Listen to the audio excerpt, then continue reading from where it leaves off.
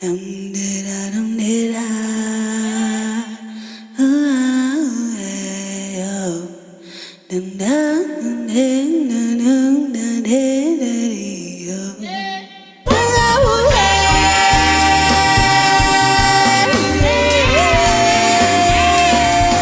Code Switch. Milan, the guy. Oh, I mean, everyone just looks at you and like. I think your private school education has just, Some of us are more morning people than others, I guess. Okay, clearly. Because the blank expressions on your faces were not great. Thank you so much for joining us on our show, the first episode of The Code Switch. And I think it's a great time to really get into what it means to be a code switcher. For some it might mean being spineless, for some it might mean being a bit of a shapeshifter and that sort of thing. But I really want to know, what does code switching mean to you guys? I mean, for me, code switching is not just a black-white issue or idea. It's also just about the different ways in which seemingly contradictory aspects of my life don't always reconcile, and I just sort of I just reconcile myself not to reconcile it at all. So, for example, I know that I'm Zimbabwean born, but I have a South African passport. I love gangster rap, but I'm also very much a Pan-Africanist. All of those different things that might seem that they don't quite work. Twerking feminism, that doesn't really work. So I want to know from you guys, what's your experience of code switching? What does it mean to you? I know Obenawa was like, I'm not a code switcher. Don't call me that. Yeah, I think code switching for me has negative connotations. Yeah. I think what code switching says to me is that you don't take all of who you are into a given situation, that you try to be socially acceptable to whoever the social group is. And I think it was sort of highlighted for me in my early 20s. I was living and working in the States in this financial services firm where I had no business being. Every day I want to jump up the 29th floor window because it was just a lot. And I remember I had to fill in for this one trader one day and or work as his assistant, and he said to me, "What's your name again?" I was like, "Oh, it's Obenawa." He was like, "Oh, I'm just going to call you I can't say that." And I said, "No, you're not." I was like, "No, you're not. If you want me to answer, you're going to call me Obenawa." It was like dead silence. You could hear a pin drop, and he was like, "Obenawa," and I was like, "Yes, that is my name." And like the two other people of color ran over to me later going, "I can't believe you did that. I just let him call me da da da da da." And so to me, that would be an example of code switching, which I find unacceptable. So, I mean, we need to make a distinction between when is it code switching and being culturally sensitive. Because, for example, for me, never call me Panache, don't call me P, don't call me, but yet I would still say I'm a code switcher. And I think sometimes it is just about being, for me, it is often about just being culturally sensitive. Because, for example, at home, I'm not going to go crusading about feminism and, there's just, I just, certain battles I just choose not to fight in different places and try to be respectful. I don't know what your experience is of that. Identity is I think generally a very tricky thing, especially when you come from a particularly oppressive past, right? Yeah. If you belong to certain groups of people, and it's not just black people, I think white women also have those challenges as well, having to figure out how they show up. But here you are, the messaging is that be proud of who you are. We have Heritage Day and all sorts of things. Oh, Bride Day. Oh, Bride. Oh, gee. That's Another discussion.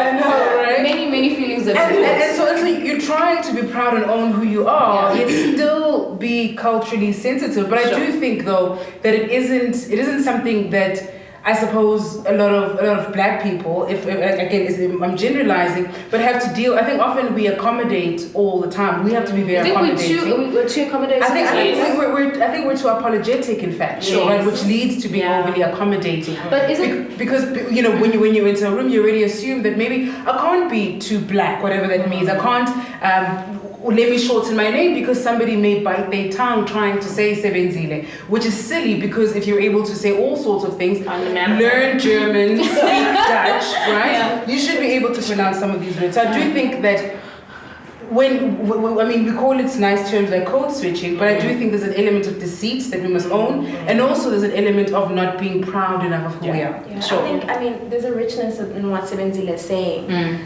At a point in our lives, we're constantly negotiating who we are in certain spaces. And I think we can't disqualify that. When you go into a corporate meeting, you're negotiating who you are, who you should be, or how you should act, what you should say.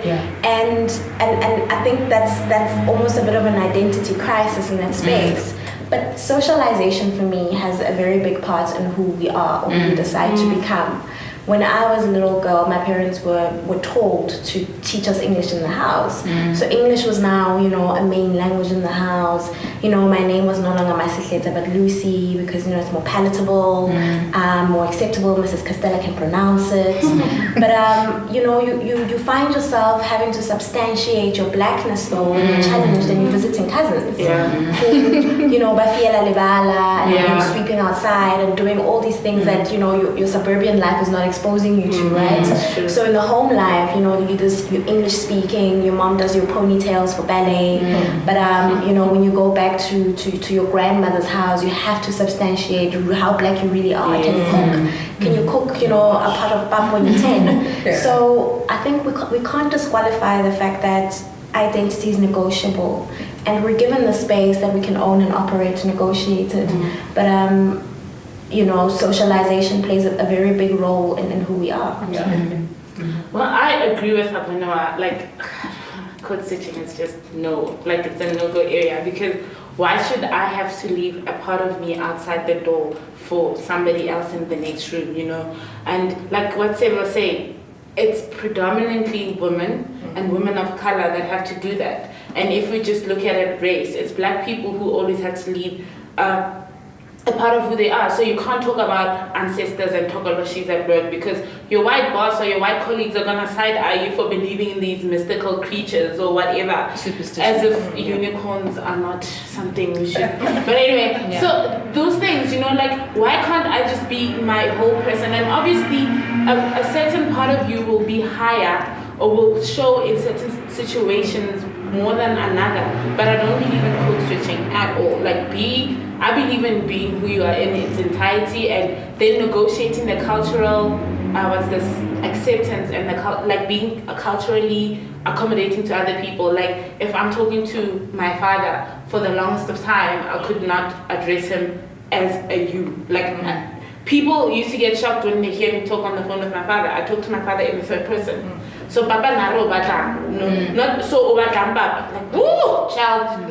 You don't do that in a black household. But then I'm not going to call the lady who cleans my house, I'm not going to call her Lydia. Give Mama Lydia, and all those things. So it's like I don't see myself negotiating that and saying, no, this is a professional setting and she's Lydia because I'm employing her, or certain things like that. What about, when there's a cultural expectation to be respectful and to deferent to people older than you, but then now we find ourselves in situations where maybe you employ someone who is older than you, or you are working, your colleague is older than you, they might be your white colleague, and now you're used to deferring to someone older than you. How do we, I don't know what your experiences are like. For me, I haven't worked in an environment where I was not necessarily a supervisor to an older person, but they had to kind of report, or they had to negotiate around me, their employability, whatever. So it's the cleaning lady at work, and who has to clean our office, right? But she wasn't doing it because we have lunch with her, and we talk because we're the only black people in the office, stuff like that. Or the cleaning lady at home, how do you address that? You just say it like, it's always a difficult thing to address. And if you just talk to any black person and say, how do you address an older black lady that cleans for you or whatever, or the gardener, it's always problematic. But I do believe there is a way of doing it, sure, with the respect intact. I saw it with my parents, I'm seeing it with my siblings and how they deal with the maids and the gardeners and everything. So contentious terms that are and you know what? They are domestic workers / maids, whatever. Why must I now also make it sound my helper? I have a problem with that term, and that's part of we'll get to that. We'll get to that. I think it's interesting about what you're saying. You're highlighting the fact that in South Africa, because code switching I think happens anywhere with a minority group, right? But in South Africa, even though Black Africans are in the majority, Black African culture has been minoritized, right? Within the middle class, right? And well, not the middle class, everywhere. Right? So think about it. Even if you go to a township school, how many of these kids strive to be called Lucy because they understand that's more, even if everyone around them is speaking two words anywhere. Do you know what I mean? And so I think you're highlighting a couple of things. You're highlighting the racial dynamic in terms of the socioeconomic hierarchy in South Africa. Because how many of us have seen a white helper maid, whatever it might be in South Africa? Call me right? when you do. Right. So there's part of that dynamic as well. But then I think there is a way that, as Sebe was saying, we are overly apologetic about who we are. Like, it does not make any sense to me that in a Black African country, I was actually wearing an African print dress to a function the other day, and someone said to me, "But you didn't go to the office like that." Yeah, I get that. A Black African working in Africa, and now African attire is suddenly problematic. So for me, It's like you're trying to be. right. But in West Africa, this is what people wear. I'm a West African, and so I think for me that would be another example of how we code switch to be more acceptable. Yeah. But what I just want to talk about code switching outside of black and white relations. What about different ideologies, right? So, for example, I use that example of the twerky feminist, right? What about the fact that you might listen to hip hop and you probably are there singing "I love bad," but all of those. Exactly. We all know, exactly. And I think the best way I can think of it is my love for Tupac, where sometimes he's extremely conscious, right? It's keep your head up, keep your legs up, that sort of thing. And then the other day, next day, he's singing something completely different. What about that sort of code switching? How do you negotiate the different kinds of ideologies that you have in your life?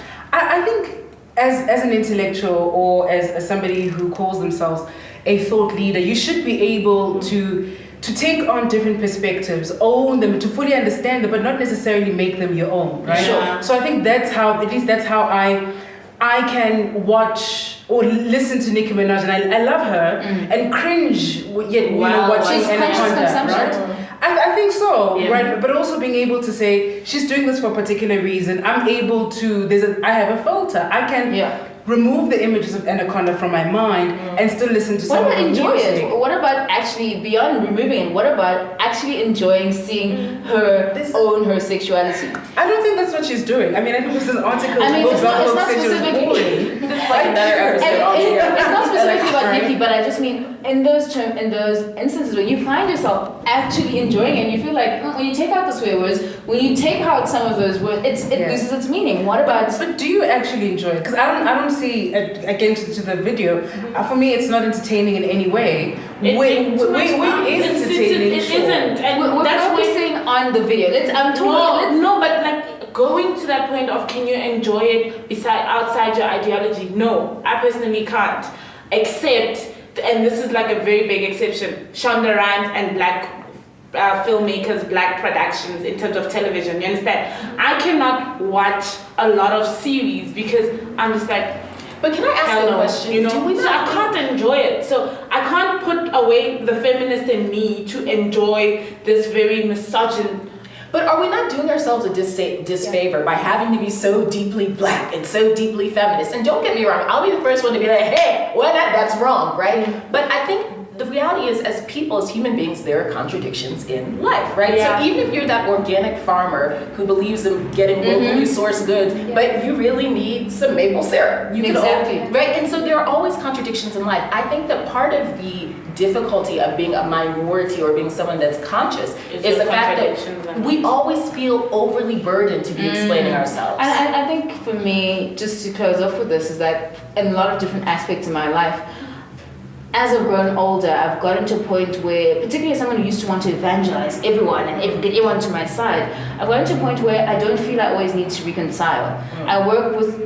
I change what it is that's in control of me, what I can do myself, as opposed to taking arms up at everything that happens, because I think it's tiring to always be bearing the cross of being a code switcher and being that minoritized culture. So I don't think this conversation is going to end today. We're going to continue negotiating until. So yeah, I think that we'll end this conversation here with a bit of discomfort.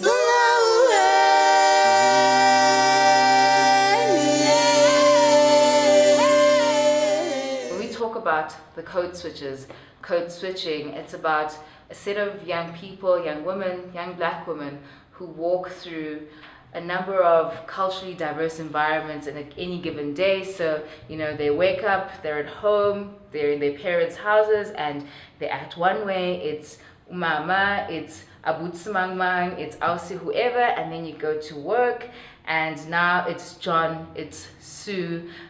You go home, or maybe you go to the movies after that, and then you go to speak to your boyfriend, who might not really understand some of the more feminist undertones that you have. So really, this is just about a number of women who's moved through a number of culturally diverse environments and are really trying to reconcile some of the differences, and at some points just make peace with the fact that some things are never going to be reconciled.